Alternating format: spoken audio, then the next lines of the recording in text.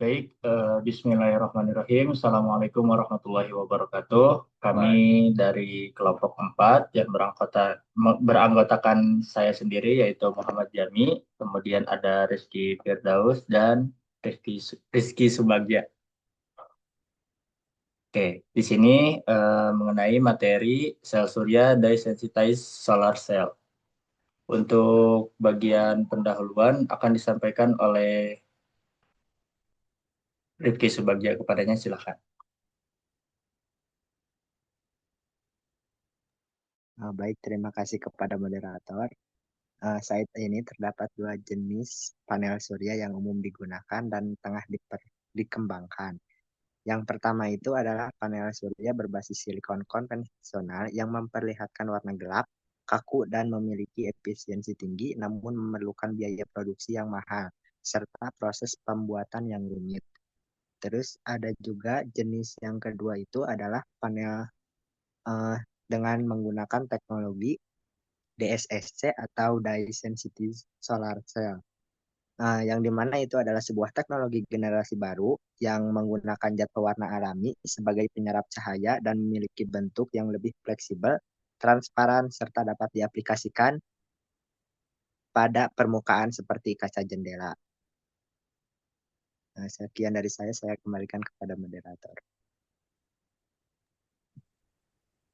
Oke, baik. Terima kasih kepada Rifki Subagja. Selanjutnya rumusan masalah yang akan disampaikan oleh Rizky Firdaus. Terima kasih kepada moderator. Di sini terdapat rumusan masalah dan hipotesis ya. Rumusan masalahnya itu ada tiga. Yang pertama, apa pengertian dan manfaat sel surya. Lalu kedua, bagaimana perbandingan jenis-jenis sel surya berdasarkan generasinya.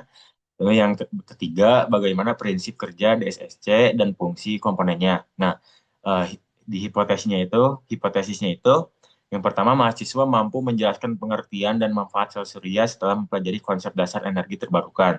Yang kedua, mahasiswa dapat membandingkan jenis sel surya jika memahami ciri khas setiap generasi panel surya. Nah, yang ketiga, mahasiswa mampu menganalisis prinsip kerja DSSC setelah memahami alur perpindahan elektron dan fungsi komponennya. Sekian dari saya kembalikan lagi kepada moderator. Oke, terima kasih kepada Rizky Firdaus. Selanjutnya ada perbandingan yang akan disampaikan oleh Rifki Subagja. Baik, terima kasih kepada moderator. Untuk soal pertama itu ada dua gambar dan kita harus membandingkan. Pada gambar pertama adalah kilang minyak bumi yang dimana itu menunjukkan sistem energi berbasis energi kimia dari minyak bumi. Minyak bumi dibakar untuk menghasilkan uap panas yang kemudian digunakan untuk menggerakkan turbin dan akhirnya menghasilkan energi listrik. Proses ini tergolong tidak ramah lingkungan karena menghasilkan emisi karbon yang tinggi dan bergantung pada sumber daya yang tidak dapat diperbarui. Sementara untuk gambar yang kedua adalah panel surya yang menggunakan energi cahaya matahari. Sistem ini bekerja melalui efek fotovoltaik, di mana partikel cahaya atau foton mengenai permukaan panel, lalu mendorong elektron berpindah dan menghasilkan arus listrik. Panel ini dipasang di atap rumah dan merupakan teknologi ramah lingkungan karena tidak menghasilkan polusi dan menggunakan sumber energi yang terbarukan. Jadi dari kedua sistem ini kita dapat melihat bahwa penggunaan panel surya menawarkan banyak kelebihan dari segi keberlanjutan, walaupun tantangannya adalah efisiensi dan biaya awal pemasangan. Boleh di next.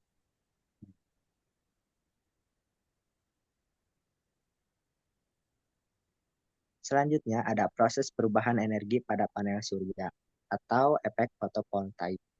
Proses ini dimulai ketika foton dari cahaya matahari mengenai permukaan sel surya, khususnya lapisan semikonduktor. Foton ini memiliki energi yang cukup untuk menumbuk dan melepaskan elektron dari atom-atom dalam material semikonduktor. Ketika elektron tereksitasi, mereka akan berpindah dari lapisan satu ke lapisan lain, menciptakan arus elektron. Arus inilah yang kemudian dapat mengalir melalui rangkaian luar dan menjadi energi listrik yang bisa langsung digunakan atau disimpan dalam baterai. Perubahan bentuk energi dalam sistem ini adalah dari energi cahaya menjadi energi listrik dan inilah yang disebut dengan efek fotovoltaik. Proses ini berlangsung secara langsung tanpa melalui pembakaran, sehingga sangat ramah lingkungan dan tidak menghasilkan emisi karbon. Boleh di next.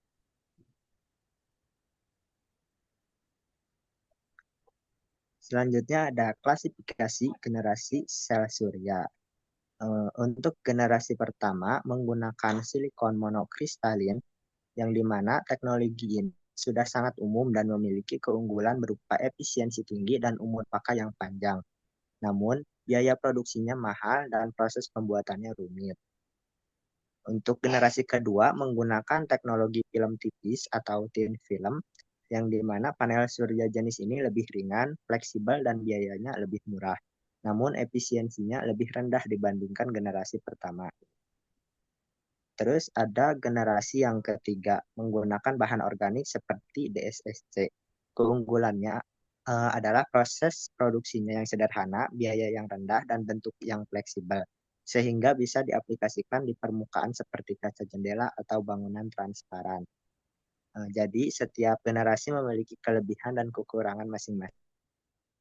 Namun untuk yang lebih baik itu adalah yang generasi ketiga yang menggunakan DSSC. Boleh di next. Selanjutnya kita akan membahas bagaimana elektron dapat bergerak dalam sistem sel surya konvensional berbasis silikon, serta mengapa keberadaan PN junction sangat penting. Proses ini dimulai saat foton dari cahaya matahari mengenai permukaan sel surya. Foton tersebut memiliki energi yang cukup untuk membebaskan elektron dari atom-atom semikonduktor pada lapisan P atau N. Setelah elektron tereksitasi, ia terdorong ke lapisan lainnya karena adanya P-N junction, yaitu batas antara semikonduktor tipe P atau tipe positif dan tipe N atau tipe negatif. Di area ini terdapat medan listrik internal yang sangat penting karena mengarahkan gerakan elektron secara satu arah, sehingga tercipta arus listrik. Tanpa adanya P-N junction, elektron yang terbebas akibat cahaya tidak akan memiliki arah pergerakan yang pasti, sehingga tidak terjadi aliran arus listrik yang bisa digunakan. Maka dapat disimpulkan bahwa P-N junction berperan sebagai pengarah lalu lintas bagi elektron dalam sel surya dan menjadi kunci dalam pembentukan arus listrik melalui efek fotovoltaik. Sekian dari saya kembalikan kepada moderator. Oke, terima kasih kepada Rifki Subagja. Selanjutnya ada soal-soal dari LK. Jadi ini soal nomor 5, di mana di sini terdapat dua panel surya yang berbeda. Yang pertama yaitu ada panel surya konvensional dan DSSC. Nah, DSSC ini dikenal sebagai teknologi generasi terbaru. Sebutkan dua kelebihan DSSC dibandingkan dengan sel surya konvensional dari segi bahan dan bentuknya. Berdasarkan bahan penyusunnya, teknologi DSSC dianggap lebih murah dan fleksibel. Apa potensi aplikasi DSSC dalam kehidupan sehari-hari yang tidak dapat dijangkau oleh sel surya konvensional? Nah, jadi jawabannya yang pertama yaitu ada bahan penyusun dari DSSC ini tentunya lebih murah dan bentuknya fleksibel. Lalu DSSC juga dapat digunakan pada kaca jendela, atap mobil, dan alat elektronik kecil. Selanjutnya, untuk soal nomor 6, yaitu identifikasilah dua komponen yang berfungsi dalam penyerapan cahaya dan pengaliran elektron. Jelaskan hubungan kerja antara kedua komponen tersebut dalam mendukung proses awal pembangkitan energi listrik. Nah, jadi dua komponen yang berfungsi dalam penyerapan cahaya yaitu ada TiO2 dan dye. Kedua komponen tersebut berperan sebagai penyerapan cahaya yang lebih baik. Lalu soal di nomor 7, jawabannya yaitu dye. Karena kenapa? Karena yang memiliki peran setara dengan klorofil itu yaitu dye. Di mana dye ini dapat menyerap cahaya sama seperti klorofil pada tumbuhan. Soal nomor 8 yang akan disampaikan oleh Rizky Mhm. Firdaus. Baik, terima kasih kepada moderator. Pada soal nomor 8 ini, eh, pada alur elektron dalam sistem DSSC, nah setelah elektronnya dilepaskan dari die dan mengalir ke rangkaian luar, lalu jelaskan bagaimana elektron tersebut akhirnya kembali ke die yang teroksidasi. Nah, jawabannya itu setelah dai menyerap cahaya, elektron tereksitasi dan mengalir ke semikonduktor. Nah, lalu ke rangkaian luar, dai yang kehilangan elektron menjadi dai plus atau teroksidasi. Elektron dari rangkaian luar diterima kembali oleh dai melalui elektrolit imin atau I3-min. Nah, yang mereduksi dai plus menjadi dai semula gitu. Lalu pada soal nomor 9, berdasarkan proses tersebut, tuliskan reaksi redoks utama yang terjadi di dalam sistem DSSC. Nah, jawabannya itu pada oksidasi, Di plus menjadi Di plus ditambah elektron. Nah, yang direduksi juga I3-min ditambah 2 elektron menjadi 3-imin.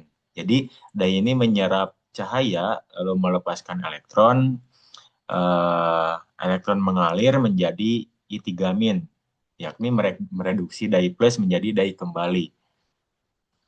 Lalu pada soal nomor 10,